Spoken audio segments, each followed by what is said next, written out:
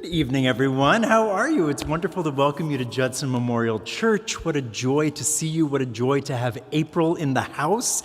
I love having the wisdom and the smarts and the faith of April in this place whenever possible. So I can't wait for tonight's event. If we haven't met, my name is Micah. I'm the senior minister here at Judson. My pronouns are they and them. And if you've never been to this place, just a couple of things. This church has never known how to actually be a church unless we are welcoming artists into our space to share with us the stories that they are bursting to tell, because we have always believed since our founding in the 1890s that artists have the potential to serve as our modern day prophets. So writers, no pressure here, but we believe that there's prophetic potential just like bursting out of you, and this tonight is your playground for potential prophecy. So it is my honor to extravagantly, enthusiastically welcome up the director of April SB so that we can get the show on the road. Welcome.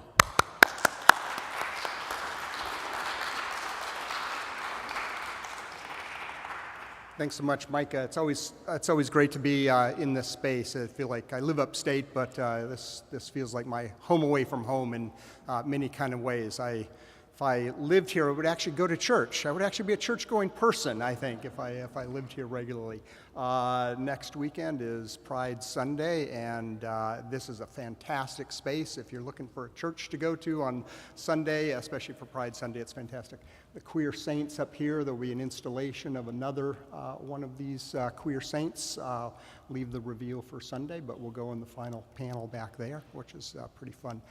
So it's great for us at April, the Association for Public Religion and Intellectual Life, to team up with Judson. We've done an event here before, and we hope to continue into next year. We're thinking about, planning to do a film festival next year around this time, and bring in filmmakers and critics and writers, and think about how religion, film, and elements of social justice, probably around LGBTQ issues, fit together. And then we will run a colloquium and invite a number of people to come in for a week or week and a half, something like that afterwards. So excited to be able to, again, team up with Micah and everything that's going on here at Judson. Judson is just this amazing space of years and years and decades of being able to combine social justice with the arts, with something we continue to call religion. I'm not sure what that word is. As someone who's been teaching about it for 25 years, I'm still not sure what that word religion means, but I'm excited to find it in spaces like this. I feel like this is what I would like to promote as a religious space, and that true sense of that, deep sense of that term. Tonight brings together, thanks for everyone coming. We've got poets, we've got writers with us today, we've got academics, and excited to be able to introduce our creative director for the week's events. Several of you who are here are part of our week-long colloquium. We'll be meeting actually just downstairs here for the next week in the afternoons, working on a writing workshop. So felt like this was a good kickoff event, way to sort of think about how we can write about religion, thinking literarily about it. What does it mean to write about this contentious topic of religion? It's full of joy and full of wonderful sort of social justice inspired ideas, but it's also, of course, extremely oppressive dimension of many people's lives as well. So trying to grapple with the realities of these things. And thinking then about what creative nonfiction might help us, how it might help us through. How does a good story help us understand and get inside the minds and bodies of other people who maybe think and behave differently than some of us do. And creative nonfiction, I think, has a wonderful way. So we've thought about this idea several years ago, 10 years ago. Brooke and I were talking, and we put together a special issue of the journal Cross Currents, which is run by April, the Association for Public Religion and Intellectual Life. and we ran a session on a special issue on nonfiction religion. We call it Nonfiction Religion was the title of it.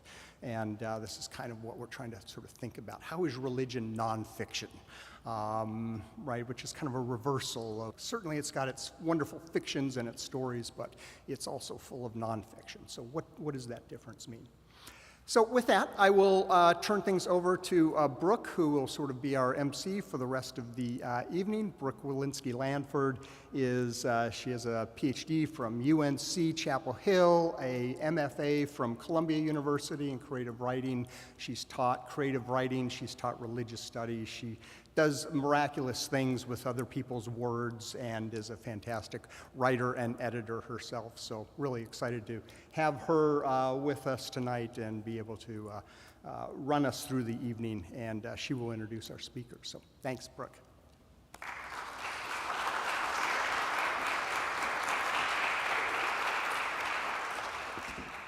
Thanks so much. Thanks, Brent, and thank you all for being here. I'm really excited and honored to be part of the April Summer Colloquium and Writing Workshop, and to be part of, looking around here and seeing people who I know from the community of people who tell stories about religion, and that's kind of my favorite thing, is the groups of folks that come together to think about these things in community with one another. So very excited to be here, and I'm gonna introduce our first writer. I have to tell you, I've been looking for a use for this notebook because it's one of those, my friend calls them emotionally intimidating notebooks. Like, it's so pretty that I don't know what to do with it. So what I decided to do, and this is a tip that you can all use, is write down the bio in the notebook so I can just kind of play it cool. That was really cool, right? Yeah. Our first reader today is Tara Isabella Burton. She's the author of the novels The World Cannot Give and Here in Avalon, as well as the nonfiction books Strange Rites, New Religions for a Godless World, and Self-Made, Curating Our Image from Da Vinci to the Kardashians, which might be my favorite subtitle ever. I love the endpoints there. Her writing has also appeared in the New York Times, National Geographic, Granta, the Washington Post, Wall Street Journal, and more. And she writes a Substack newsletter called Line of Beauty. Welcome, Tara.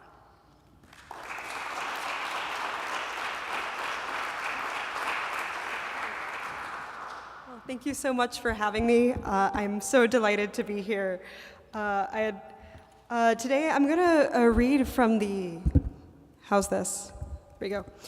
The introduction to my most recent nonfiction book. So, Self-Made is basically it's a intellectual and cultural history of the idea of self-creation, looking at particularly the European dandy and the American entrepreneur as two sides of the same coin, this question of what does it mean to create ourselves and create our destiny. And as I argue, as you'll hear in a minute, this isn't just a historical question. This is also a theological question. I'm a theologian, so everything looks like a theological question to me, but hopefully I'll have you convinced. So the introduction is called How We Became Gods. In January 2020, high-end fitness chain Equinox debuted one of its most lavish advertising campaigns, titled Make Yourself a Gift to the World.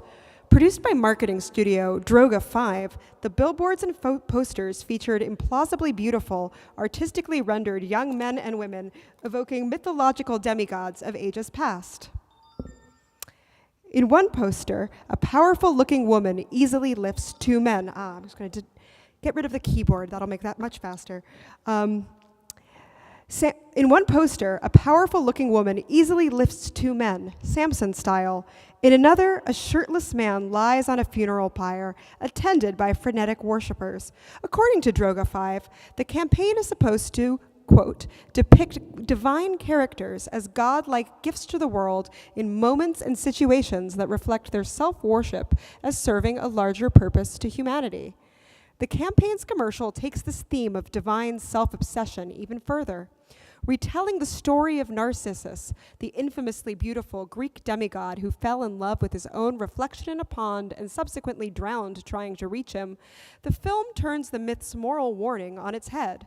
Self-obsession, a campily costumed narrator tells us, turns Narcissus into, quote, a gift not for him to treasure, but a gift that brought the whole world pleasure. This Narcissus survives, and selfless act of all.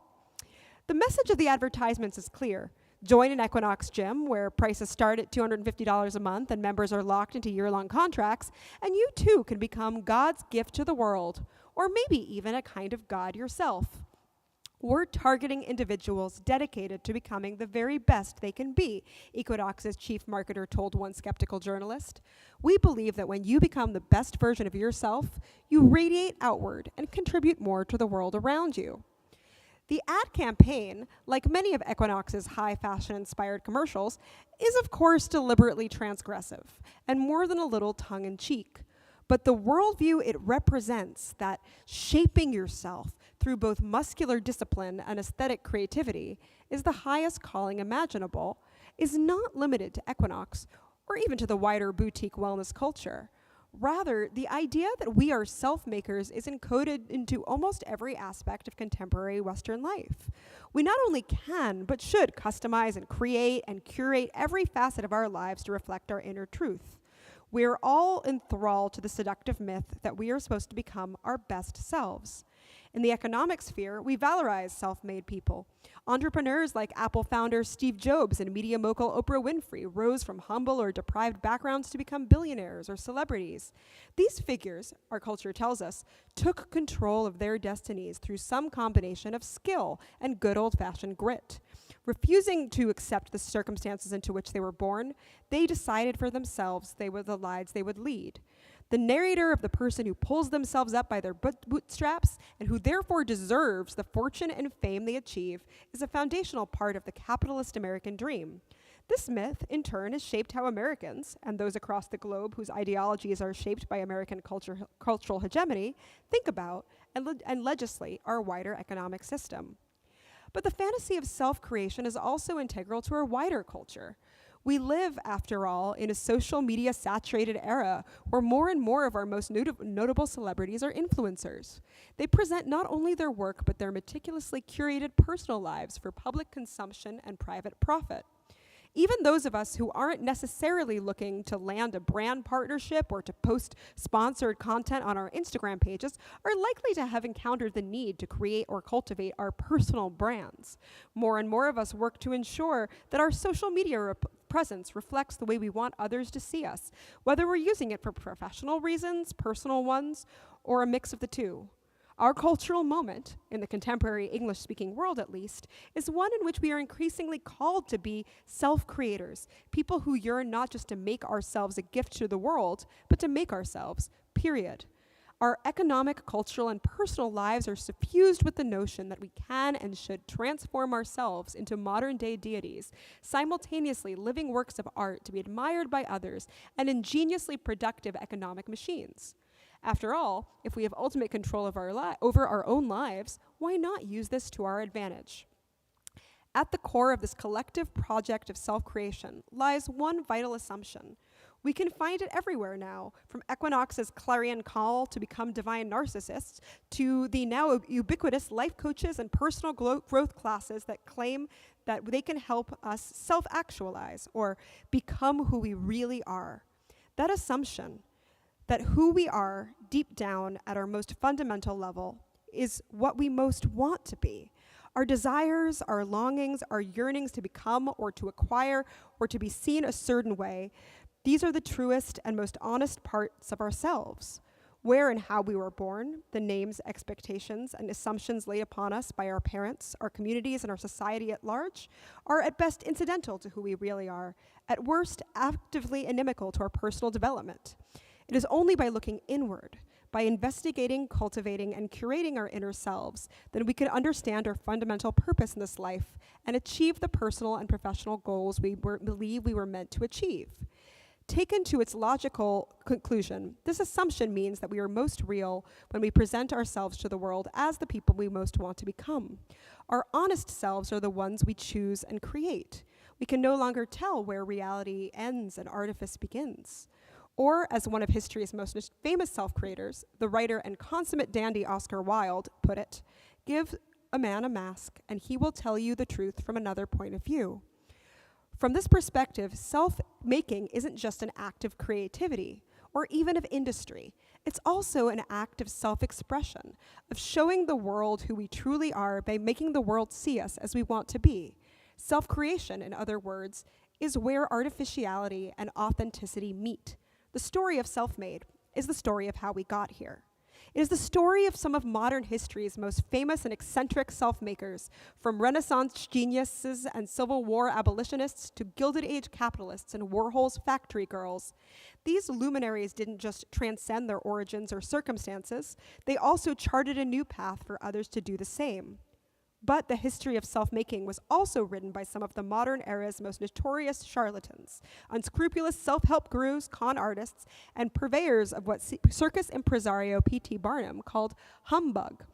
These charismatic upstarts understood one of self-making's most fundamental principles, that self-invention was as much about shaping people's perceptions of you as it was about changing everything about yourself. Self-made is also the story of how the social upheavals and technological transformations of the early modern period helped usher in two parallel narratives of what self-making looked like.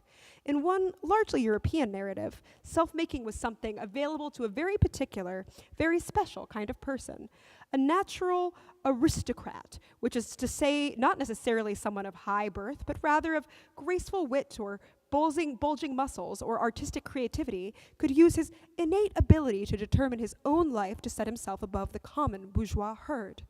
In another, predominantly American story, self-making was something anyone could do, so long as they put in sufficient amounts of grit and elbow grease.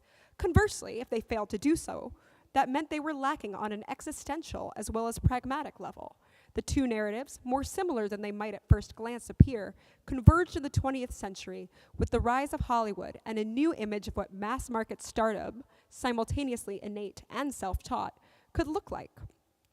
As we shall see, both of these narratives ultimately come from the same place, a radical modern reimagining of the nature of reality, humans' place in it, and even more significantly, of who or what created humanity to begin with. Our faith in the creative and even magical power of the self-fashioning self goes hand in hand with the decline in belief in an older model of reality, a God-created and God-ordained universe in which we all have specific, preordained parts to play, from peasants to bishops to kings, based on the roles into which we are born. The philosopher Charles Taylor famously characterized this intellectual transition as a shift into a secular age. We have, he argues, moved away from spiritual belief and enchantment and toward perceived rationality. We have entered an era of what he calls, quote, expressive individualism, or the sense that our internal image of ourselves has become a kind of compass for who we really are. And I agree with Taylor's ultimate diagnosis that expressive individualism dominates how we think about ourselves in modern life. But I disagree that this shift represents a move from a religious worldview to a secular one.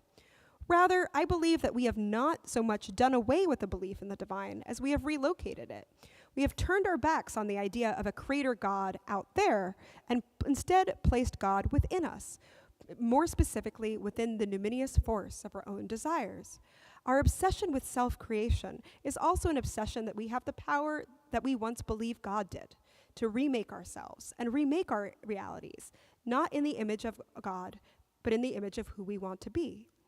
The sense that there might be something magical, even divine, about our hunger to become our best, wealthiest, or most successful selves is not a new one. Even the most atheistic accounts of human existence, like those of Friedrich Nietzsche, make room for something special, something distinct, even something enchanted in the human will. Yet plenty of other accounts, like the New Thought spiritual movement that animated and legitimized so much of Gilded Age capitalism with the idea that thinking hard enough could bring you wealth or riches, treated human desire as not just a powerful force, but an explicitly supernatural one. It's a way in which human beings connected with a fundamental energy in the universe, one directed towards our personal fulfillment. In each vision of the narrative, however, our human desires to strive, to seek, to have, to be, to gain, double as an animating power against which our material and social reality is judged. In this way, we might say, we have become gods, no less than Equinox's Narcissus. And as the guilt-tripping, get off the sofa and into the gym subtext of Equinox's advertisement suggests, self-creation has become something that all of us are not just encouraged, but required to do. All of us have inherited the narrative that we must shape our own place and path in this life, and that where and how we were born should not determine who and what we will become. But we have inherited, too, this idea's dark underbelly. If we do not manage to determine our own destiny, it means we have failed in one of the most fundamental ways possible. We have failed at what it means to be human in the first place. From one perspective, the story of human self-divinization is an empowering tale of progress and liberation from tyranny and superstition. It is a story of the brave philosophers of the European Enlightenment who dared to stand up to the abuses and the excesses of the Catholic Church and corrupt French monarchy. It is the story of the rise of liberal democracy in Europe and the founding of the United States on the ideal that all of us have a right to liberty and the pursuit of happiness. It is the story of the American dream, espoused by figures like Frederick Douglass and Benjamin Franklin, that with enough hard work and a bit of grit, anyone from any race or class could become a self-made man. It is the story, too, of the liberation of other marginalized people, particularly of the queer writers and artists, from Oscar Wilde to Warhol muse Jackie Curtis, who found in the promise of artistic self-creation relief and reprieve from a world that all too often deemed them unnatural. This narrative is true, at least in part. Certainly, many of the writers, artists, and thinkers profiled in this book have made heroic efforts towards making a better and more equal world. But it is also true that this new idea of self-creation has, as often as not, been used by its proponents to divide those who had the quote-unquote right to shape their identities, generally speaking, white middle-class men who sought an upper-class life, from those who did not, minorities, women, the poor. In Europe, where what I call the aristocratic strain of the self-making myth took hold, the power to self-create was largely understood as something innate. Special people, the dandies and possessors of bon ton, or grace, were born with it, but most of the ordinary rabble did not possess it. This strain found its zenith in the personality cults of 20th century proto-fascist and fascist leaders like Gabriele D'Annunzio and Benito Mussolini, who peddled the fantasy of superhuman specialness to a population all too willing to treat their neighbors as subhuman. In America, where the democratic strain of the myth took hold, self-creation soon became a handy way to discount the poor and suffering for simply not working hard enough. In both cases, the promise of self-making functioned less as a straightforward path to liberation than as a means of preserving the status quo. It helped to legitimize the uncomfortable truth that even as society was changing to allow some people to define their own lives, others were relegated to the status of psychic underclass, incapable, in their view, or in the view of society, of self-making due to either innate inferiority or else plain moral laziness. It will not be lost on the reader that the majority, though by no means all, of the prophets and paradigms of self-making featured in this book, at least until the 20th century, are white and male. Ultimately, our history of self-creation is not just an inspiring tale of unremitting progress, but I do not think it is a tragic narrative about cultural decline and the dangers of modernity, such as we have seen in the accounts of recent cultural critics from Philip Rieff to Carl Trueman. Rather, Self-Made is an account of how we began to think of ourselves as divine beings in an increasingly disenchanted world, and about the consequences, political, economic, and social, of that thinking. These consequences have both liberated us from some forms of tyranny and placed us into the shackles of others. It is a story, in other words, about human beings doing what we have always done, trying to solve the mystery of how to live as beings both dazzlingly powerful and terrifyingly vulnerable, thrust without our consent in a world whose purpose and meaning we may never be able to truly know. What a piece of work is a man, Shakespeare's Hamlet mused sometime around 1600. How noble in reason, how infinite in faculty, in action how like an angel, in apprehension how like a god. And at the same time, he is nothing but a quintessence of dust. More than 400 years later, we're still wrestling with Hamlet's contradictions, asking ourselves what it means to be our true self anyway. Self-Made is the story of one of our still imperfect answers. Thank you.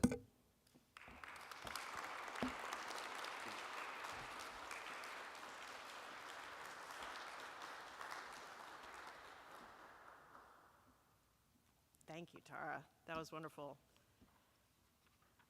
I'm excited to introduce our second writer, Briellen Hopper. Briellen is a professor of English at Queens College, City University of New York. She teaches creative nonfiction in their MFA program. Her first book is an award-winning collection of essays called Hard to Love, Essays and Confessions. And her second book, Gilead Reread, about the Marilynne Robinson novel that I'm sure you guys all know and love, and we're all very excited to read what Bri has to say about it. It's forthcoming from Columbia University Press, and Bri's writing has also been published in the Los Angeles Review of Books, the New Republic, Newsweek, New York Magazine, the Paris Review, Washington Post, and Yale Review. Welcome, Briellen.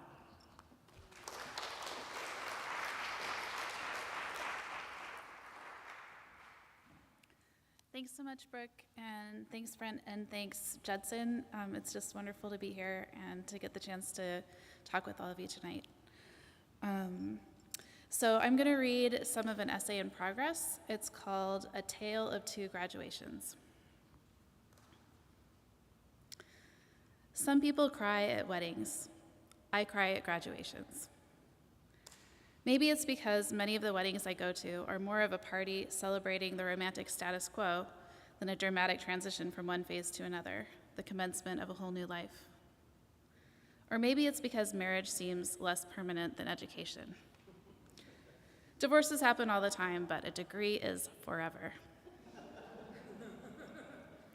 Historically, I've also been much more cynical about the institution of marriage than I have been about higher education. Marriage seems like a mixed bag, but learning in community, reading, writing, and talking together, pursuing and creating collective knowledge, that seems like an obvious good. Something worth celebrating with music, inspirational words, and special outfits. This year, however, I've become more cynical about higher education than ever before. I've watched as a kind of modern McCarthyism has become the norm on our campuses, a ubiquitous system of surveillance and punishment where a tweet or an essay prompt can get you doxxed or fired. I've personally been reported and investigated at work for reposting a New York Times infographic on my personal Instagram that someone didn't like. Silencing and censorship are rampant at every level, from department meetings to the halls of Congress, where politicians are wielding religion as a convenient weapon to destroy education as we know it. I've been shocked to learn how much violence there is just below the surface of American academic life, ready to erupt at any time, even in places I thought were relatively safe, among people I thought I knew.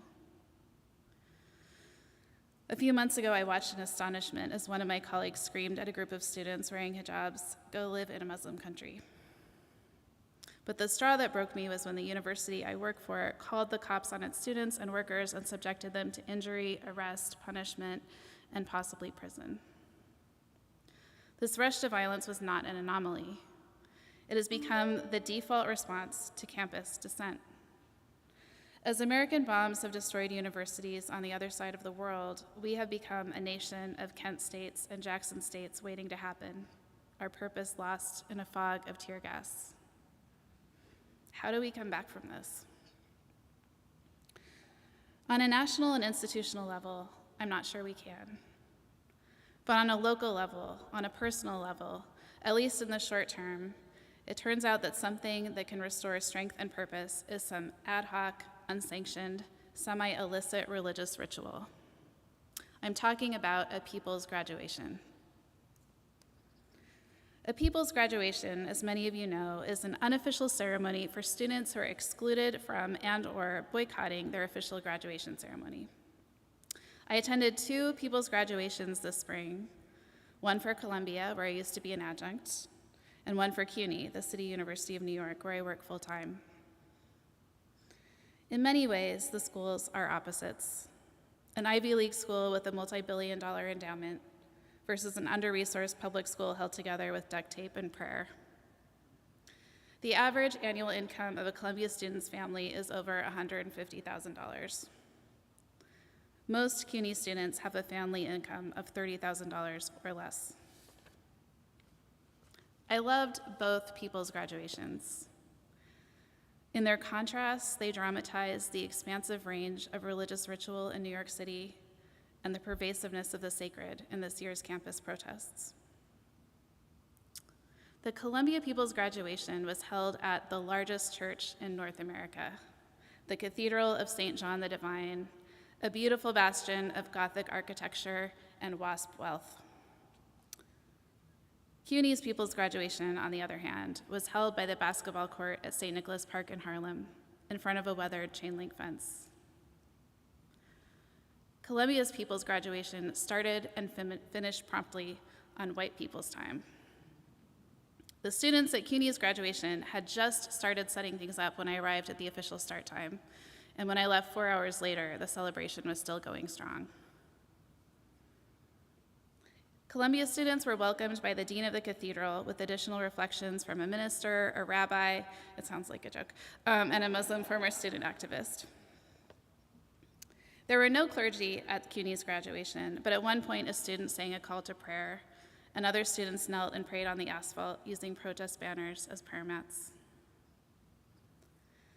Columbia's People's graduation had a beautifully planned program featuring speeches by famous scholars, activists, and poets, and a performance by a Grammy-nominated jazz musician who played a new composition on a gleaming concert grand. CUNY's was an improvised open mic featuring students, a student's mom, and a former adjunct. Columbia's People's graduation did not have food. CUNY's People's graduation had tons of delicious halal chicken and rice donated by a Muslim charity. A Sikh charity distributed the excess to people in need. Columbia's was a kind of gift from faculty to students. Well-connected professors called in favors, activated their networks, and pulled out all the stops to create a Broadway-quality experience of celebration. CUNY's was made by students and their communities for themselves and each other. A DIY project with hand-rolled diplomas fresh from the copy shop, each tied like a birthday present with curling ribbon. Congratulations on graduating from complicit CUNY, the diplomas read. As you embark on this new chapter, carry with you the values of integrity, compassion, and resilience. Let the words of Bassel al-Araj, the renowned Palestinian activist, inspire you. You want to be an intellectual? You must resist. Otherwise, you and your education are useless. The ceremonies were wildly different, but they both did the job. I left the Cathedral of St. John the Divine with tears streaming down my cheeks, dissolved by the song we all sang together at the end, a song written by the daughter of Holocaust survivors to protest the Muslim ban, a song that students had sung together at the Columbian encampment, a version of what Ruth said to Naomi in the book of Ruth. I'm gonna try to sing this, and if you know it, could you sing too, because that would be better. Where you go, I will go, my friend. Where you go, I will go. Where you go, I will go, my friend. Where you go, I will go. For your people are my people. Your people are mine. Your people are my people. Your people are mine. I left St. Nicholas Park with a belly full of food and fiery speeches burning in my ears, the words of so many seemingly fearless young Muslim women who are orators and organizers in equal measure, including the Iraqi grad who told us she knew what it felt like to grow up with bombs, and the Palestinian grad who told us that the day was not just about fun, and led us on a march to City College to protest the official graduation and face the cops. I'll remember the Filipino student who walked for their mother, who wasn't allowed to stay in the US and so couldn't finish her degree, and the community college grad, a father of 5, who said, "If people ask me why I care about Palestine, I say it's because I'm Puerto Rican and I know what it's like to live under occupation, but really it's because I'm a father." I'll remember the decorated graduation caps that bloomed like a field of wildflowers. And I'll remember that I got to see a beloved former student graduate. A couple weeks earlier, she had been held illegally by the police for over 30 hours. She borrowed my eBay doctoral gown to graduate in, just as I had borrowed regalia from a friend for my graduation 14 years ago. Here in the belly of the beast, the CUNY students kept saying in their speeches, on a bright, dappled May day that felt like a gift. Ritual is necessary because without it, faith will falter. And of course, certain kinds of faith should falter. We should not have faith in the institutions that are betraying us. But we need to maintain faith in the importance of intellectual life and the value of words.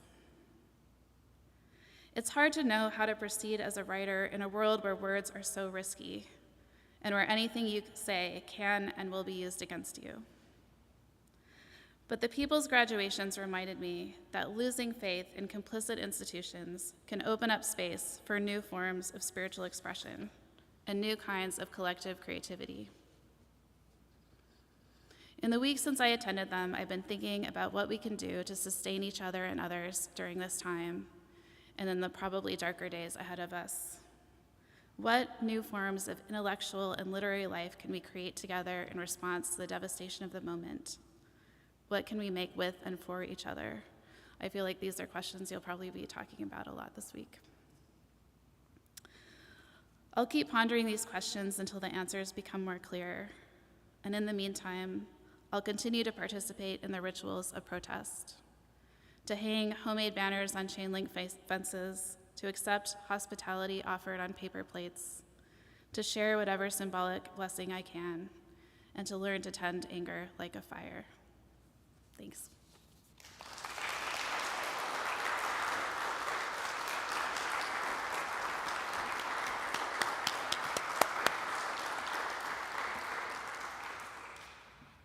Thank you. That was wonderful. I'm excited also to introduce our final writer this evening. Sarah Ventry is a Peabody-nominated audio journalist. So we're going to hear some things. We're going to hear some audio. Get ready. She's best known for her work as host of Unfinished Short Creek, which is a podcast about the fundamentalist Mormon community on the Utah-Arizona border, for which she won several awards.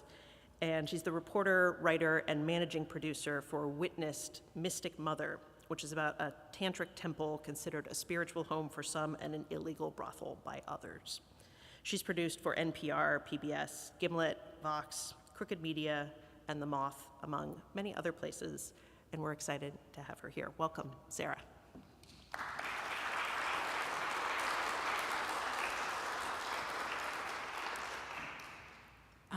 So as Brooke said, I'm an audio journalist, and because audio is such a different medium than the written word, one of the things that I really love to be able to do in audio is to be able to drop someone into another world, maybe one that they've never been to, that they can maybe experience in a more sensory way than I think that audio is a particularly beautiful sensory medium. So I'm not going to tell you anything about this first clip. I'm just inviting you to listen deeply to it, and then we'll kind of talk about it for a minute after.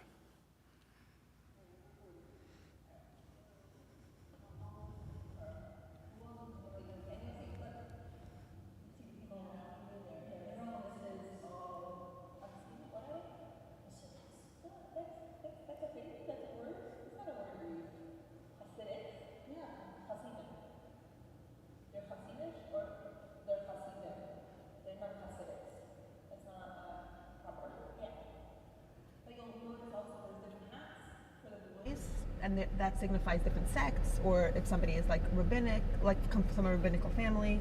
But you see right here and right there, you'll continue seeing like there's different hats.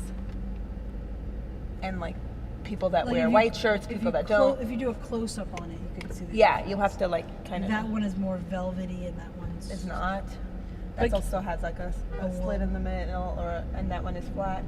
So I'm noticing on the left, there's this store called the Lingerie Boutique. Oh yeah, I'll tell you about lingerie. All of the clothes in the window are like, it's like headless mannequins with long skirts and... They're robes. They're robes. Okay. So lingerie in Borough Park does not mean lingerie as in underwear. It means lingerie as in like things you lounge around in. So like on Shabbos, and they get nice Shabbos robes. You wear this like dress, but it's comfortable and it's long, and that's what you wear like Friday night in the house on Shabbos. See, there's also, see this guy is wearing a flat. Your dad. Bye. Tati? Yes. We're 2 minutes away. Okay. You're in here, right, Boo? You Yeah, said yeah, it's the store. It's the Okay. first building. So let I'm me just gonna put on my skirt. Okay, skirt's on. Oh, I think I have to open your door, but I am wearing pants. Should I? Wait. No, Sarah, Sarah, Sarah can open the door. And you're not staying in the neighborhood, are you? No, I'm going to Jersey now. Okay, I love you. Thank you. I love you. I'm not gonna kiss you, but I Do love not kiss me. you. Okay. Bye, babe. Okay. So we're in Borough Park. Okay. We're gonna cross.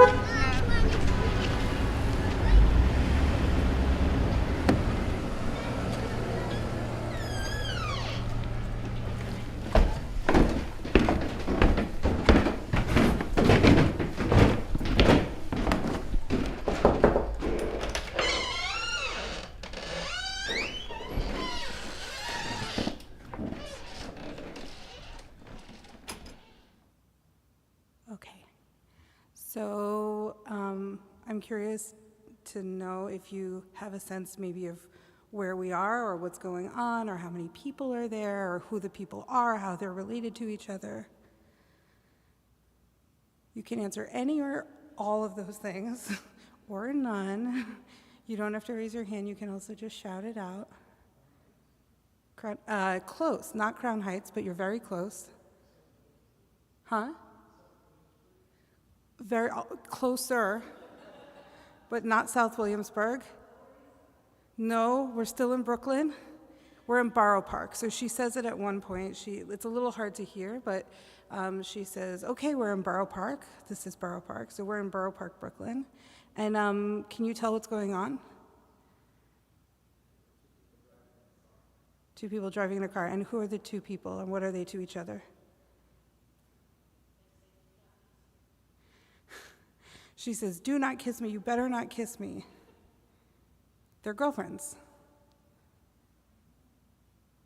Okay. And anything else you noticed about what it sounded like or anything that came up for you while you were listening to it?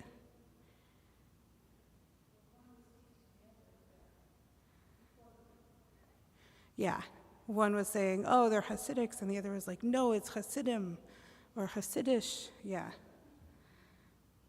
Okay. Anything else? I'll tell you, but I just like I'm curious. Okay, so yes, we're in Borough Park, Brooklyn. These two women are girlfriends. They actually both grew up Hasidic, but they grew up in different sects. So one of them grew up Satmar in Borough Park. That's like kind of the main person you hear talking. And the girlfriend who's driving grew up in Crown Heights in a Chabad sect. And we're on our way to see the father of the Satmar girl. So you hear her say, the phone rings and she's like, hi, Tati. So Tati means daddy in Yiddish. Yiddish was her first language. And we're kind of going up these, like you can hear getting out of the car, Borough Park is like loud and crazy. You hear boys, they're speaking Yiddish, like, or you might not be able to tell it's Yiddish, but you hear there's like a non-English language being spoken. And then we go up these old creaky stairs and open the creaky door to her father's office, who's a rabbi. And so the audio like continues from there. But I really like that piece of audio because I feel like, and it's like I said, it's a little hard to hear in this beautiful, echoey, gorgeous, large room that we're in. But I think that it sort of immediately puts me in this place where I'm like in a very intimate, quiet space with these two women. They're clearly very familiar with each other. They're teasing each other. They're like, correcting each other. They have this like obvious kind of relationship where two people have been together for a long time. And then we're about to like enter into this other world. And there's these little sort of clues too, like she says, okay, skirts on. And so she's like not wearing a skirt. She doesn't normally wear a skirt, and she puts on a skirt to go into this neighborhood. And then her girlfriend, I don't know if you caught it, says, I was going to get out of the car to say goodbye, but I'm wearing pants, so I don't think I should get out of the car. And so there's this whole kerfuffle of like, no, I'm like, I'm wearing a skirt, it's okay, I'll get the door. So yeah, it's just like, I wanted to just sort of introduce that as a way to think about being sort of sonically dropped into somebody else's space in a way that like, you actually get to hear so many things that are, even the sound of the phone ringing and all of the things that are happening. So when I'm making audio, I think a lot about how can I utilize this like really special medium to bring a listener into, in this case, what is normally a very closed community with a very religious man who, as it turns out, does not know what a podcast is. And so that I want to just start there. Okay, so then kind of as I spend a lot of time, like a lot of my work is spending time in worlds that are like very insular communities or deeply religious places. And so a lot of times it takes a long time to gain trust with people, and I spend a lot of time in the places that I'm in. I sort of think about it like ethnojournalism. I'm not an academic and I don't have a graduate degree, but I think like I really love the idea of ethnography, and I really love the idea of being able to spend a lot of time in a place so that you can know it more intimately. And it's hard to do in journalism because it's very slow work, but it's sort of the approach I like the best. So the second clip I'm going to play for you is an example of like once, and in this case it wasn't quite as ethnographic, but there was a long reporting process to report on a community called the Phoenix Goddess Temple. And this was a community run by a woman named Tracy Elise. She practices what some academics would call neo-tantra, others might just call tantra, but she had like a tantric temple. And she believed very strongly that people could heal physically, emotionally, and spiritually through touch, including sexual touch.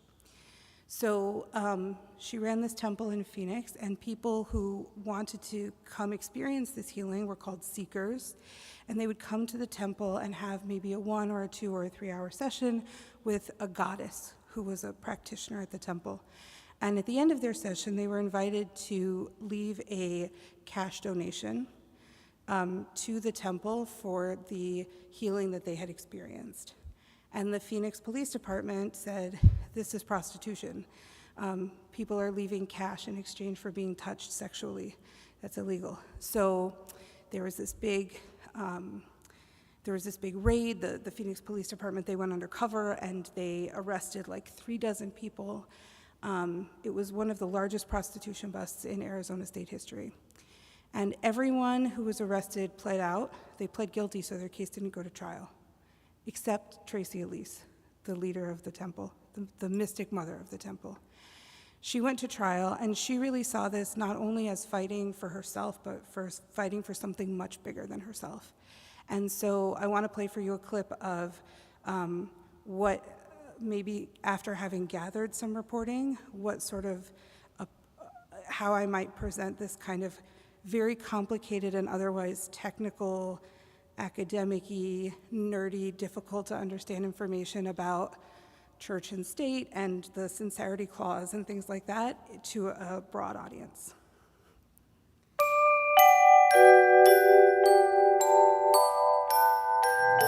Morning world, it's Tracy Elise, and I'm here in Phoenix about to go to court today, not just to defend the Phoenix Goddess Temple and the sacred sexuality movement. Now, come to find out, I'm actually defending the Constitution itself. The trial hasn't even started, but Tracy sounds like she's already won. That's because for her, this case is about more than just the Phoenix Goddess Temple. It's about all goddess temples, and every American's to believe what they choose to believe. In another video, Tracy invites people to the trial. If you care about the freedom of religion in this country, if you care about that women aren't being treated equally under the law, if you think that it's inappropriate for a government to take down an entire spiritual community of 4,000 people because someone thinks that those ceremonies are harmful. Come out if you'd like to see herstory being made. Finally, after 4 years. Tomorrow, on November 18th, at 1:30 in the afternoon, the trial of the state versus Tracy Elise and the Phoenix Goddess Temple begins in Phoenix, Arizona. It's time. All rise for the jury. From Campside Media and Sony Music Entertainment, this is Witnessed, Mystic Mother, Episode 6, The Trial.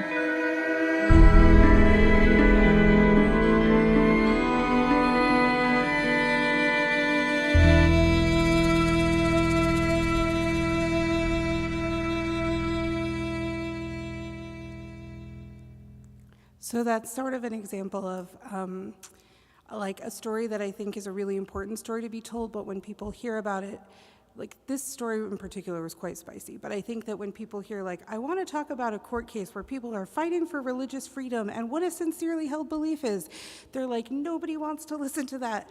And actually, I think that's not true, and there are ways to do it where you can tell it in a narrative style that really is quite compelling for people. Okay, so the last thing I want to talk about is that sometimes doing this work can be quite uncomfortable, and particularly when I do the ethnographic work, the field of ethnographic journalism is not one that there's been a lot of scholarship on. The rules around it are very, very, very blurry.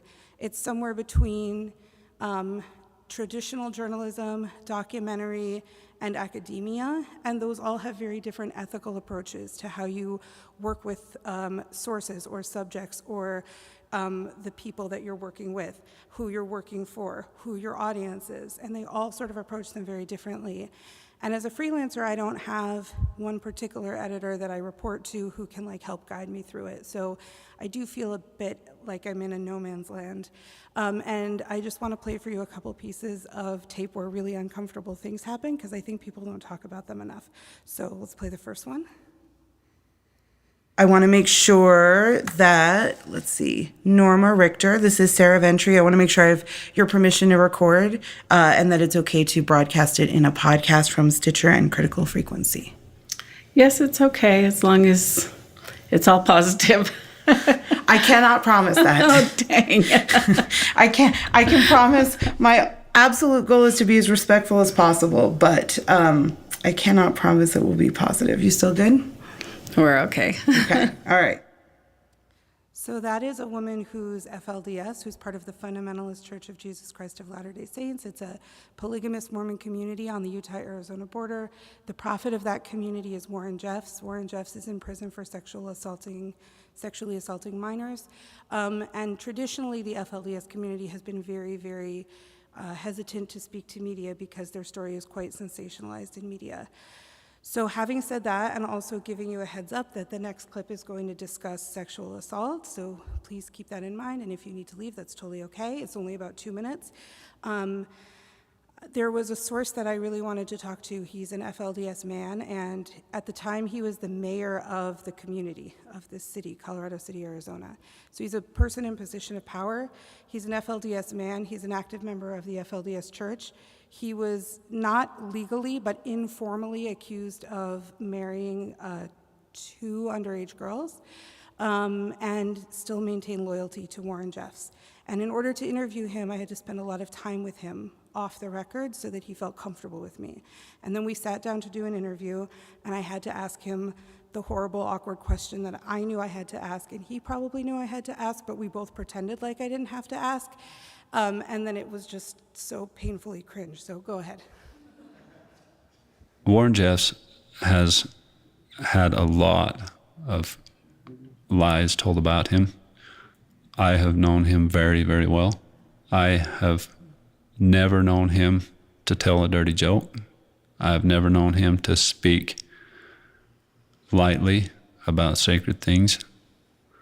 He is by far the best person that I have ever met.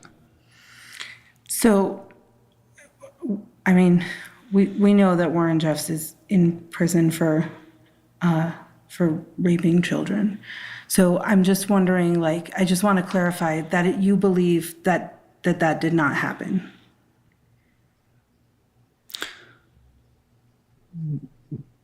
I'm not going to argue with you about that. I'm not going to discuss that. I don't believe he's a guilty man. You just seem like so secure and rooted, even though there's a lot of uncertainty in your life. And I'm just trying to like understand how you feel that way. I don't expect you to understand. You don't have to understand. That's fair.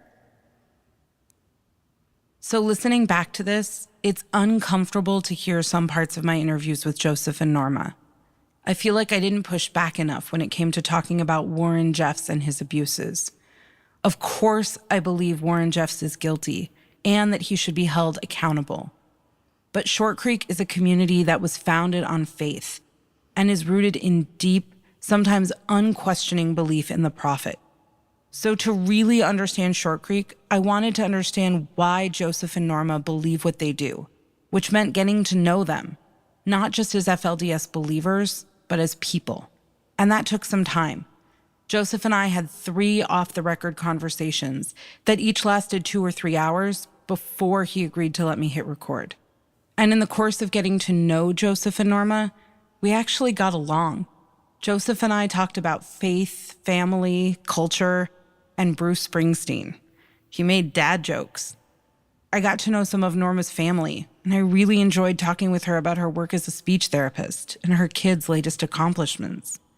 So it became really hard for me to square the people who I spent so much time talking to with their continued loyalty to someone guilty of such horrific abuse.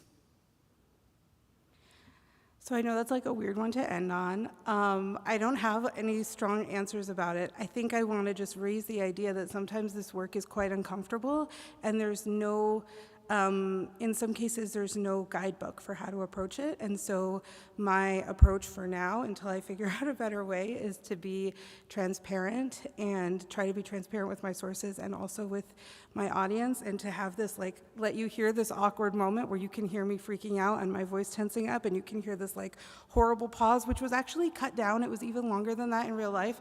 And to just know that like sometimes these things are things that happen, and I think that audio is a medium where like you can't hear the pause in the same way when you're reading as you can hear the pause when you just hear this like just horrible tense moment. So look, I'm here for all of it, the good, the bad, and the tense. Thank you.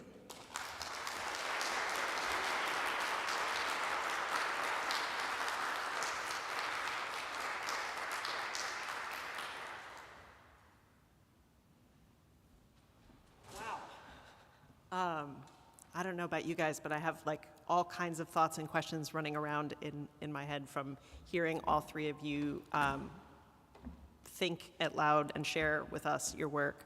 What we're going to do is have a little bit of that conversation with all of us, so come on up.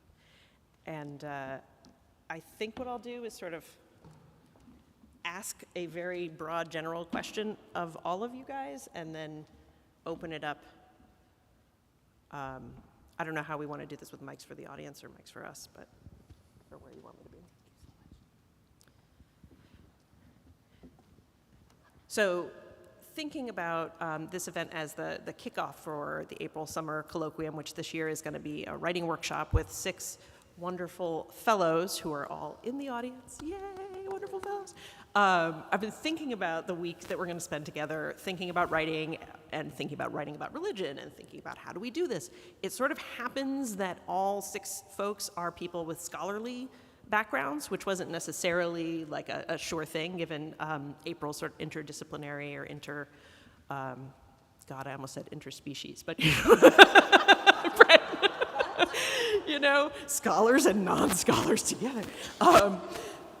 Anyway, so it sort of happened that all 6 of these folks have academic backgrounds but are doing work in which they're putting themselves out there in a different way than that they are accustomed to doing. And so I see my job as affirming that and helping those projects move forward, because it's not easy to do.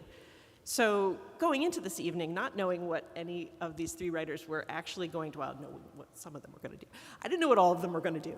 And so I was thinking about the question of the I, the first person letter I, and how scholars sort of cringe away from that often in their own work, or how do you put the I in the piece? And then, so I was going to ask, what's the I? How do you guys think about you as yourself? Are you a character in the piece? Are you a narrator of the piece? Are you in between? Are you an explorer? Well, like, how would you characterize your own person in your own work, the I? But then, so I do still want to know that, but then listening to your work tonight, I was thinking much more about the we, right? Because that's what it's all about, right? That's what we're all doing here. And it's less about, like, with the very interesting exception of Tara's work about the making of the self and how it's in conversation with the we, that I just want to hear more about audience as well. So who are you in the work and who are you writing for? And I'm going to sit down and let you all talk.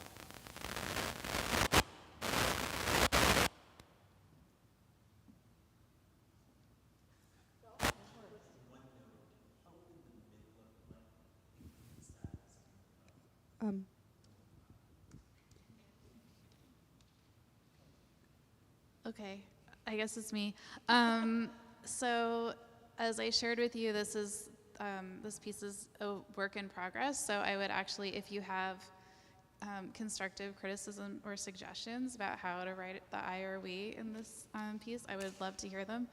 I think that the essay is part of the part that I read is part of a longer piece that has a little more memoir in it, which is just the way that I am, I want to talk about how I am a product of student protests. My dad was involved in student protests as a 19-year-old, and it kind of derailed his life, he would say in a good way. So he ended up leaving school, ultimately ending up at a commune where he met my mom. So I have this kind of like formative story, like related to just kind of like my own personal kind of like existential connection to campus protests, which is why I'm here. So I think ultimately I do want to kind of weave that in together, that personal story with the kind of we story, which is about kind of hopefully what you heard, which is what I was trying to kind of talk about, is what it feels like to feel like alienated from a certain kind of collective, which would just be kind of like an academic world that I've at times felt like very at home in, but then feeling very kind of totally, that's become, the campus has become a very dangerous place. A place where it doesn't feel safe, and then sort of finding like, okay, well, what is the we then? If it's not like the we of, kind of like my colleagues in the classroom and the way that has been, like where are we finding this kind of collective identity? So that's sort of what I'm trying to wrestle with in this piece.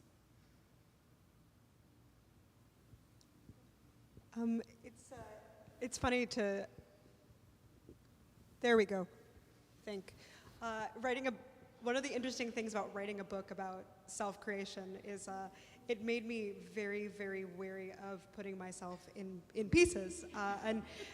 So in my other life, I'm a novelist, and one of the things that you're sort of expected to do as a novelist, especially in 2018, my first novel came out, is write a lot of personal essays. And I was 27 when my first novel came out. I'd written personal essays like many young journalists, especially female journalists are encouraged to do.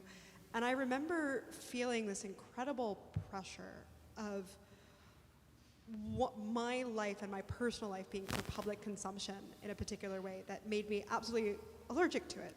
And when Self-Made, I was writing it, my publisher really wanted me to write personal essays and write personal essays on my Instagram feed, and I absolutely didn't want to do that. But one of the interesting things that for me is sort of a constant tension is how do I put keep myself in a work in a way that is honest, not just because I can't not, because every text, including something that's supposed to be academic or theoretical or historical, is from a particular vantage point. And so for Self-Made in particular, particularly because I did want to make an argument that was resistant to like other narratives of self-creation that might be more generalizing and reductive, I did want to tease what I hoped would be a kind of middle way in examining the phenomenon. And that did actually mean putting myself into it a little bit. So the moments where I kind of felt like the first person was breaking into that introduction and saying, okay, here's one narrative, and here's one narrative, and here's what I actually think. And yet it was interesting to kind of try and be honest about what I personally thought, and honest too about the things about me that might make me primed to see things in a particular way, without feeling like my personality was on display. And it is something that I think can be a particular source of tension, is wanting to be personal in a work, but not wanting your personality to be for public consumption, particularly when there's economic pressures involved or publishers are telling you, well, that's what sells, a personal angle, a personal narrative. So it's something I'm still working out, and I'm slowly becoming more comfortable with the personal again. But there were about 5-6 years after about since my first novel came out. It's been 6 years, and only now do I not feel the sense of, I'm a 27-year-old woman, and the internet wants to know about my personal life because that will sell books, and that is what my publisher wants from me, and it's just sort of meat for other people to devour. And that's something it's kind of nice to finally feel comfortable again, but it's taken time. This is something I struggle with a lot, and I think about a lot, and I think because I come from a journalistic background, the old school journalists would say you should never put yourself in a story. It's never about you. That's a really inappropriate thing to do. Now we live in a very different time where I think there's sort of two things that are happening. One is that there's a desire for audiences want the person that they are listening to or reading to be transparent about their own perspective and vantage point and background and connection to the story. But two, we live in a time where I think we crave a lot of personal stories, and sometimes when I was working on the FLDS podcast, we had these long conversations with our producers about well, why are you the right person to tell the story? And I co-hosted this with someone else, and the person I co-hosted with her self-identification is ex-Mormon. I know that's not an accepted term in all circles, but that's a term she uses. Of the mainstream Mormon church, not of a fundamentalist Mormon church, of the Church of Jesus Christ of Latter-day Saints. And I'm not. And so my qualification was that I had reported in the community for a long time. And I lived there. I moved into the community, and I lived there for 3 months as part of the reporting. But I wasn't qualified because of some personal identification. I would if I had any qualification, it only came from spending a bunch of time there. So anyway, and I just actually got back 2 weeks ago from a trip. I was in Israel and Palestine, and I've been doing some reporting there for a public radio show called The World, and I'm working on what will hopefully be a broader project in a religious community there. And I've been thinking a lot about this, how much should I talk about my own reason for being there, or connection to the story, or feelings, or whatever? And it's I don't know the answer, and I'm grappling with it every day. So I think I'm trying really hard to think about, I guess in my medium, I think about at what point will my personal, if the listener can see something or hear something through my eyes, will it help them understand the story better? And so, for example, in the clip I played with Joseph, the FLDS man, I think because what he's saying is so hard to swallow, the listener needs to hear somebody say, this isn't the whole person. And it is a very big, important part of the person, and it's a part that really upsets me and concerns me and disturbs me. And also, we had these 9 hours of pleasant conversations prior to this moment. And so I just am trying to see people in this maybe more multidimensional way, particularly people who are part of new religious movements that get the cult treatment on Netflix. Anyway, so I'm gonna stop rambling, but I think what I'm trying to say is just that like, I try to put myself in where I think it would be, where I could be a helpful proxy for the listener, but not to make the story about myself, which is a very hard balance to strike.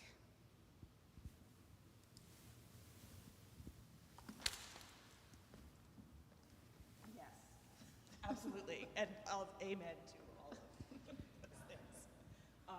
I feel like in talking about the I, you guys did talk about the we to some extent. If you have more to say about the we, you're welcome to it. But I think I want to throw it open to the audience for any questions, comments, thoughts to anybody. See Max.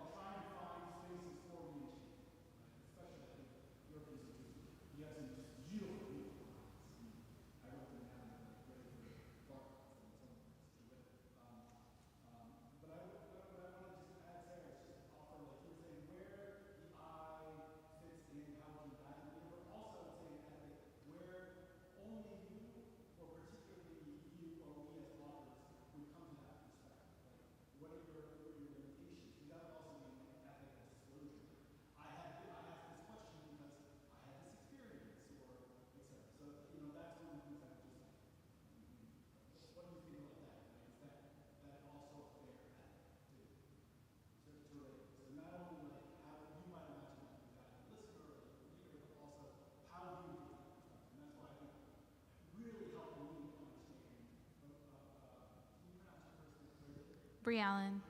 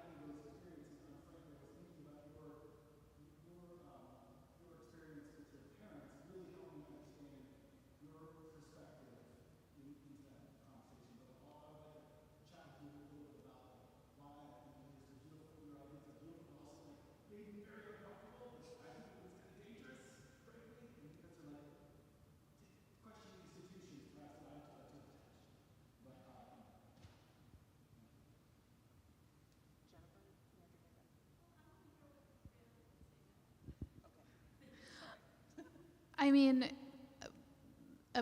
a version that I tried to write for tonight and then ended up throwing out was really about how, so I grew up in what could be maybe like a community that you would do ethnojournalism in. So I grew up in a community that was kind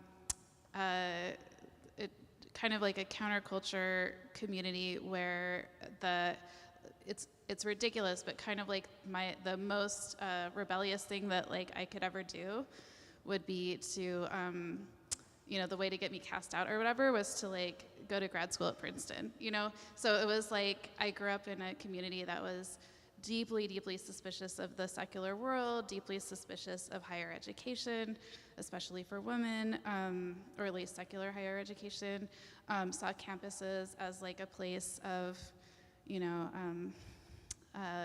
a place to go and lose your faith, basically.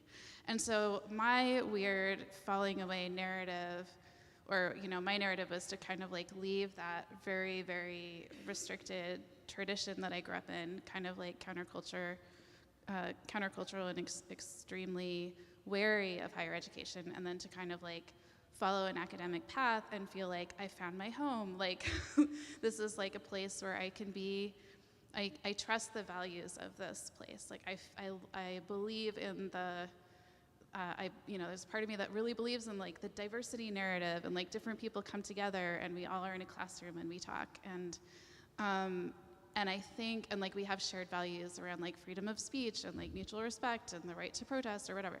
And I think that part of what happened for me this year is just, it broke me. I was actually, away for spring break and 3,000 miles away, and just turned on the radio and I could hear on NPR like my students screaming as the police went in to arrest them. And I think that just like broke it. I like had a happy ending for myself that was like I left this repressive religious community. I made it into this kind of like more tolerant or diverse secular academic world. And now I get a happy ending, except like, no, my students are in jail facing felonies. So that's sort of, this is obviously very raw and fresh for me, so I don't really know where this is going, but that's sort of my answer.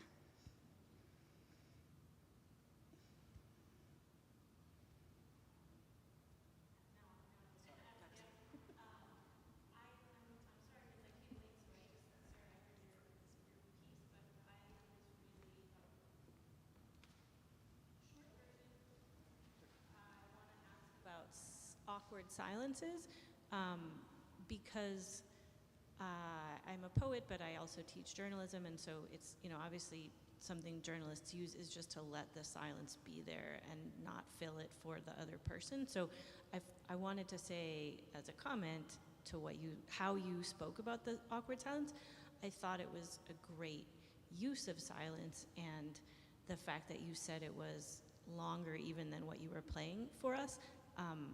So just wanted to kind of elevate that or praise that. And then also follow up with whoever wants to speak to like the uses of silence in your work and how you've learned to work within or with silence in whatever form, and to put it in the framework that Brooke was mentioning it, and the context of abuse that you're speaking of, and then systems which are built on a complicity with abuse, whether it's a family system or a state system, silences in which some I fractures the we. What do you know about that, or what have you learned, or how do you work within that space?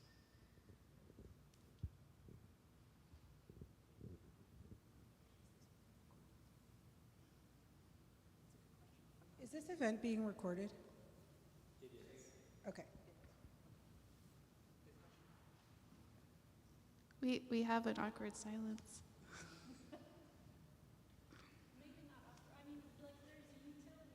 Yeah.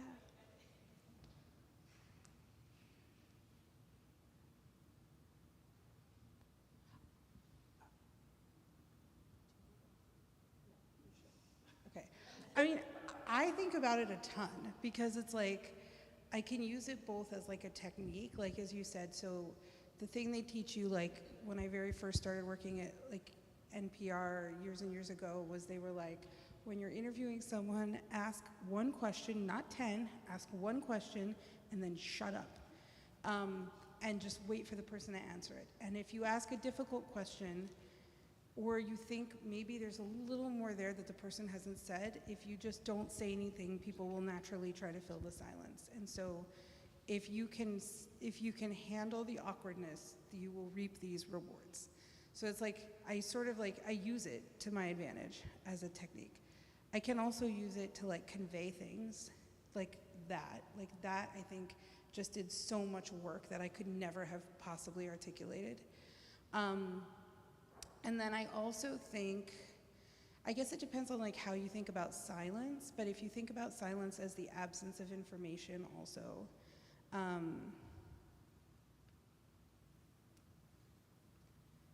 Sorry, I'm just trying to think about what I want to say on record.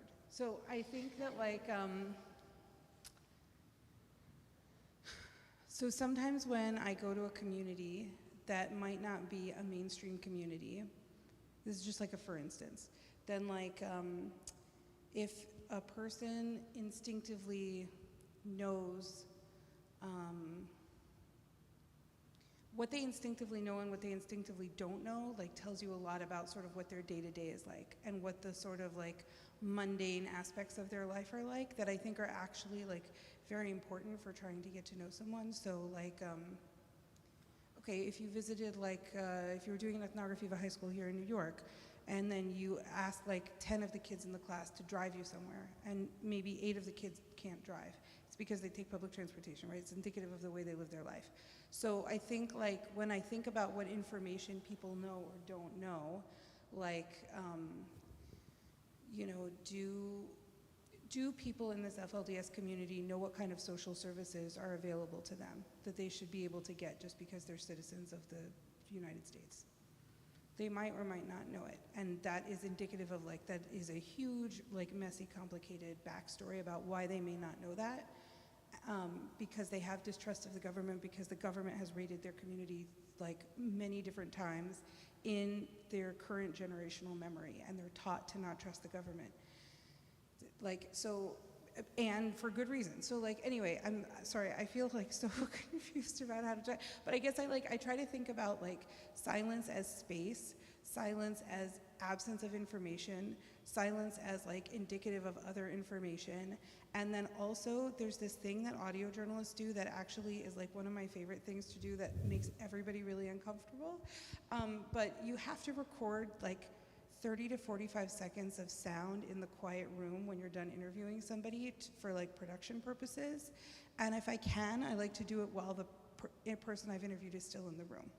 So I'll be hey, I know this is a little weird, but I need to sit quietly with you for 30 seconds and just record the sound of the room.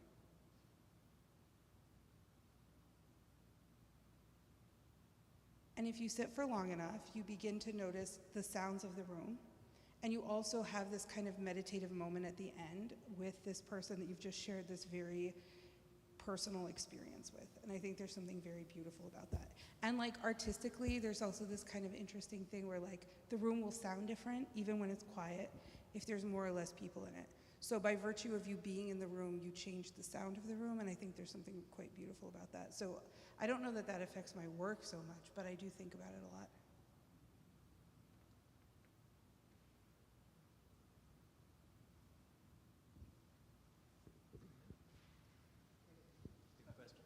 Yeah. Oh, okay. Sorry.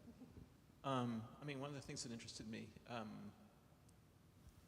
in hearing the three of you is if I were somebody outside the field thinking about the possibility of getting into the field or trying to survey the possibilities, I would be kind of stunned at the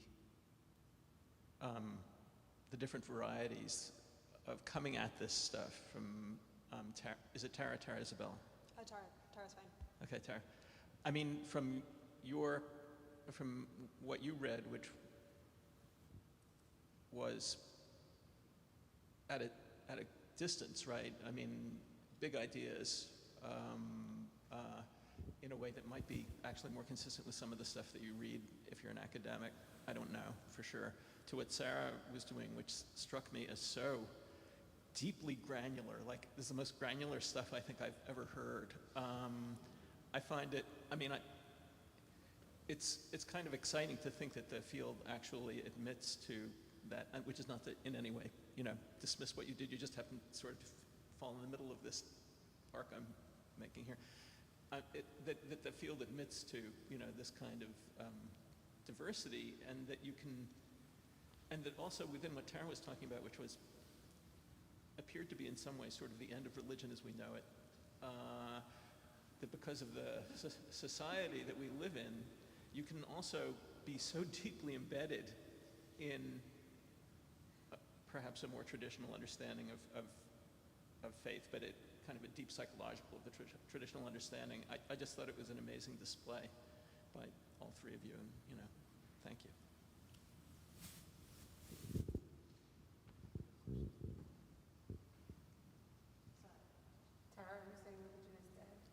Do you want us to tweet that quote? I don't think religion is dead, no. I actually think we're in a sort of golden age of interest in religion, even as organized religion in particular is in decline. I think when I told my mom when I was 17 that I wanted to study theology, she was horrified. She said, no one will want to talk to you at parties. And actually, I feel like the opposite is true. I can only imagine this is what being a medical doctor is like, where you say you're a doctor and someone tells you all of their ailments. Like, I'm a theologian, and I was like, well, you know what I think about the divine? I'm sure I will in 5 minutes. But there is I think that something that's really interesting and actually admits to the kind of variety in the work we do, speaks to how much there's demand there is and interest there is in the kind of questions that theologians have traditionally asked or philosophers have traditionally asked, but also a hunger for making sense of it, precisely because what religion looks like is changing so dramatically. From something more institutional and taken for granted to, because it's not taken for granted in the same way, it's a source, it's a cultural anxiety, it's a question. So it's a very exciting time to be someone who's interested in religion, I think. I'll just quickly add, thinking about the creative nonfiction side of the question, just that I feel like it's just this tremendously capacious catch-all thing. I teach in an MFA program where there's the tracks are fiction, poetry, translation, and then creative nonfiction is just everything else, or just a little bit of everything, or it can be journalism, it can be cultural criticism, scholarship, it can be memoir, it can be essays, it can be anything. So. Like religion, yeah. Hi, I'm Heather. This is very loud. And I was really taken, Tara, by the quote by Oscar Wilde about truths from behind a mask. And I'm thinking of that with the I and the we question. And I mean, the I is such a hard question to ask because it assumes we know where our edges are. And storytelling and religion and all of it make those edges really hard to find sometimes. And storytelling is often a place of telling truths from someone else's, you're directing the story, but it is from other people's vantage points. So I wanted to throw that part of the question out to you. So not only where have you found yourself in your stories that has not just been about a personal essay or a named I, right? And where have you maybe worried about losing yourself? Where am I, right? In those moments of figuring out how to tell that story, either from your own or from others' vantage points, but maybe from behind masks.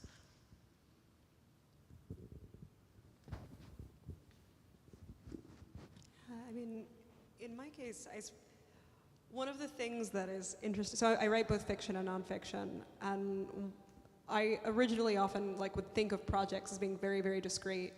Self-Made as a book came out of the fact that my doctoral thesis was on 19th century dandyism, and I wanted to write a book about dandies, and then it turned into something else.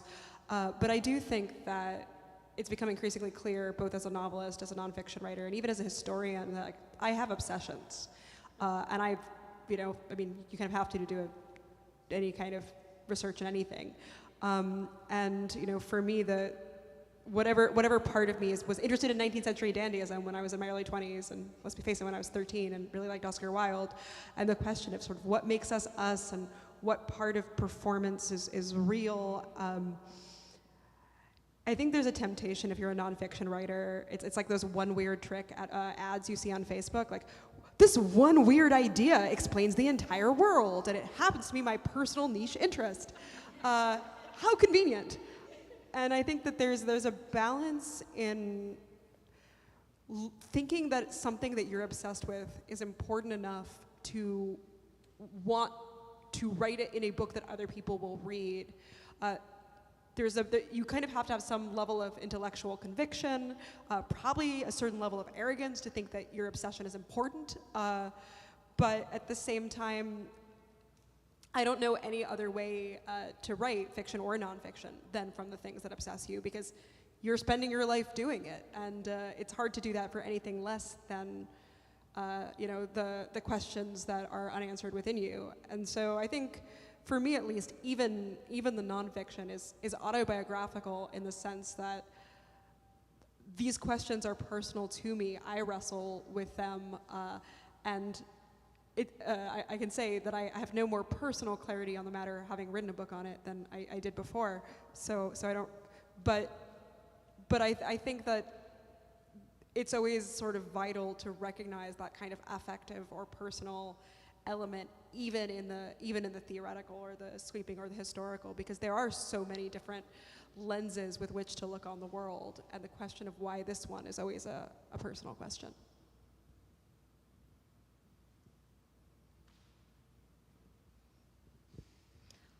Hi, my name is Sarah, and this question started percolating when we were sitting in silence, which I always appreciate. And one of the topics I study and write about is religious trauma, and I heard those themes tonight.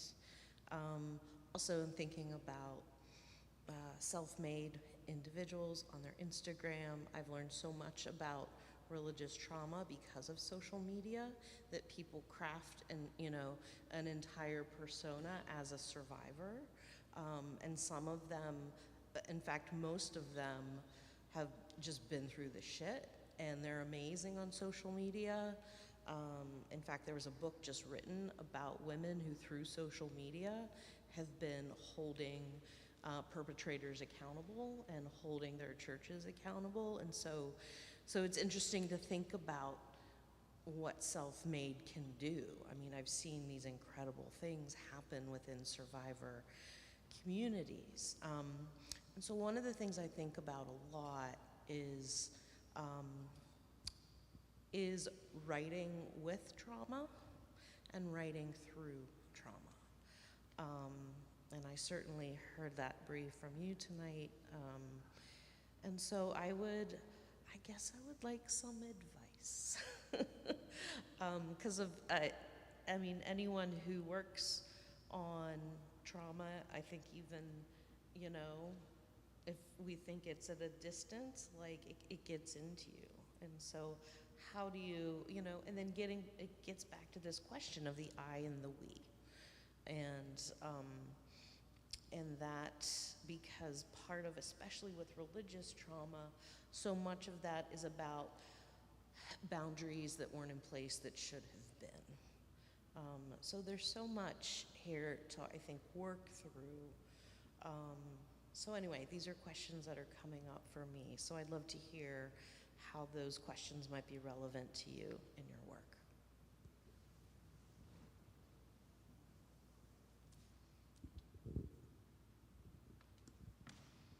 I'm always the one that brings things down. I'm sorry.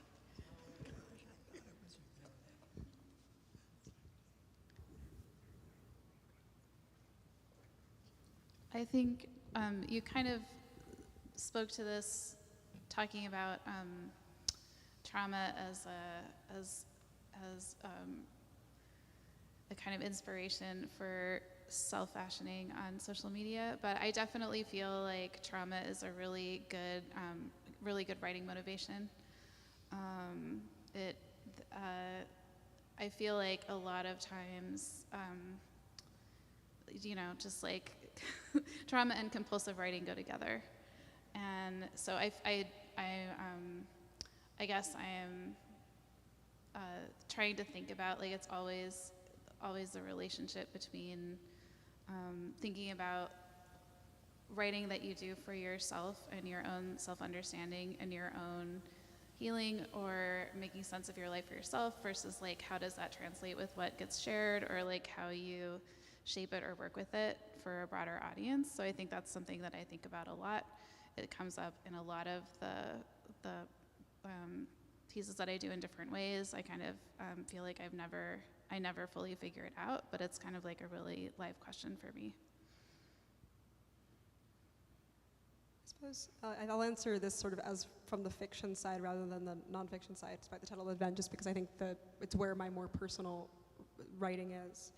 I think something that like when I set out to write a novel, because I have an intellectual idea of a theme I want to explore, it always goes so badly. It doesn't work.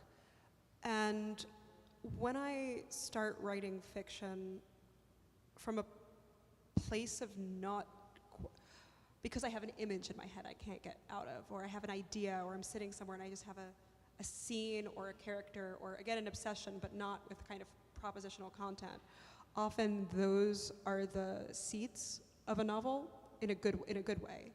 And I think I don't think it's necessarily exclusively trauma that brings those images up, but I think that they do, those images, those ideas, those seeds of a kind of creative rather than more purely sort of intellectual or propositional work, come from a place I don't fully understand, which is a part of me that is shaped by experience, including traumatic experience. And I think openness to kind of that part of ourselves, an openness to kind of experiencing, whether it's inspiration or curiosity or obsession, I don't have the right word, but those images that vex us as a starting point, recognizing that we don't always know what brings them up, we don't always know how they get there, and that in fact sometimes they are difficult parts of ourselves or traumatized parts of ourselves, that still, it tells us something.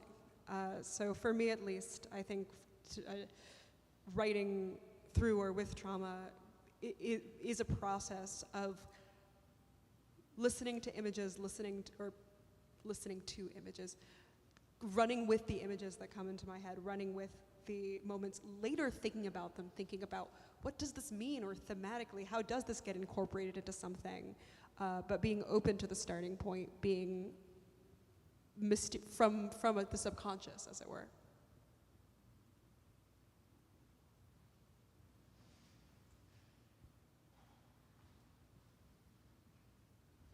I'll just say, I agree with everything both of you said. I think the way I think about it a lot in my medium is that I'm asking my sources to be incredibly vulnerable with me about their experiences, their life, their traumas, and so I try to give them as much vulnerability from myself as I can, and sometimes that means being explicit with it, and sometimes it means just committing to really thinking through it and approaching the work with a certain kind of sensitivity, I hope, but also thinking about how I write through a story or a script, that process changes based on what my personal experiences or trauma were, whether or not I disclose what they are.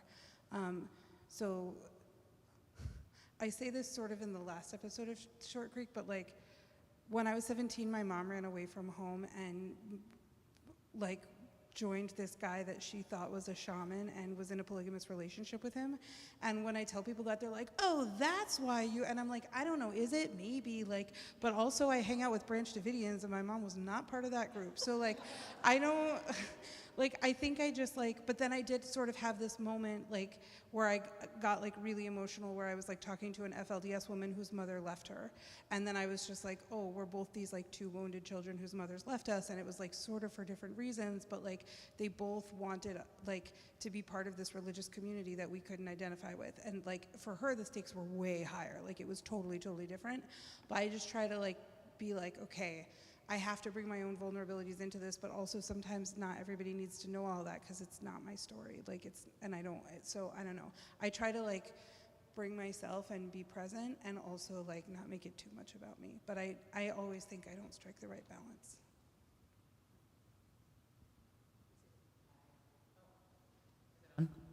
Okay. Oh my God. Hi, I'm Eli. Thank you so much for this conversation. I'm finding myself thinking about authority meaning making and ontology, and sort of like the ways that all of us, I mean, as writers and thinkers, and I'm also someone who ran from ethnography like as a social scientist and was like, I don't want to do this, like learned how to use Bourdieu, and then they were like, don't do that. I was like, but I want to only write reflexive work, right? But so like, as we're all engaging in meaning making through language, right? And as an academic, you're often kind of taught to speak in the voice that makes authority, right? And so, I heard you talk about your publisher, I heard you talk about academia, I heard you talk about what happens with the audio engineer, right? And I'm thinking about, but also social media, right? So sometimes we're before the cart, like the cart horse situation, right? We're all in relationship to industry, in relationship to needing to make money off our work, right? And yet we are also thought leaders, right? And then sometimes we take to social media to be like, actually, I'm gonna say this thing, right? I've also been dealing with the doxing adventure of being like, I know that I just didn't get called in for a job because like I was going to be really dangerous for this arts organization, right? So like, we're all making these choices all the time and our we's are fracturing. So as you're taking to writing or taking to language, I'm just curious, and I think maybe all of us in the room are asking this question, where is power playing into this for you, right? Where is your own empowerment and feeling like you have a voice to express versus your need to participate as someone who needs to make money and needs to do what your publisher says, right? Like, where are we finding that sort of line between expression, communication, which is like I'm speaking to an audience, and also being complicit in the ways in which we're participating in these larger forms of meaning making, where someone takes our writing and does something with it, right? And so to what extent are we, where is there room for us to sort of zhuzh, like to use a very informal word, but like, but like to kind of like find our own voice in a way, right? And how is that working for all of you, right? Because we all have different levels of kind of power. And some of us are taking real power by being like, I'm gonna say this on the internet and now I'm never gonna get any other jobs, right? But so I'm interested in like how ideas of pushing back against power or being like, I'm gonna do this because my publisher wants, or I'm gonna do this because my editor wants. I'm just interested in sort of like how that's playing into the decisions that you're making as a writer right now. That was a lot of questions in one question. I could keep going, but hopefully it gets you somewhere. Thank you. Thanks so much for that question. It feels just like one of the most urgent questions to be thinking about for, I think, for writers now or academics. And I feel like for me, it just happened that the year where all of this like crackdown and repression was happening on campuses, weirdly, because like this doesn't usually, what am I trying to say? I got job security this year. So, sorry, it feels like really weird to say that, but I had a long career in adjuncting, and I did not get a potentially permanent job until I was in my 40s, and so I did not expect that I would ever be in a position to have job security at an academic institution. So I was very much formed, deeply, deeply psychologically formed by precarity, and then very weirdly in midlife, I discovered I had some security. So I think for me, what I was seeing is a lot of the people who were being the most outspoken were the people who had the most to lose, whether it was students or whether it was non-tenured faculty, part-time faculty. Like, these are the people who are putting the most on the line, and a lot of my colleagues who have the most security were doing the minimum. I guess I should say, if this is being recorded, that there are like exceptions, but anyway. So I guess I just felt like I owed it to, like, I owed it to my students and to like the people who I was working with who had less security for me, not to be less outspoken than, like I needed to show up for them, basically. I needed to give them cover. I needed, in faculty meetings or on the internet or whatever, I just needed, it's like, it's not really about me, So that's I don't know if that's like a great way to say it, but that's sort of where I am, but it feels like very weird.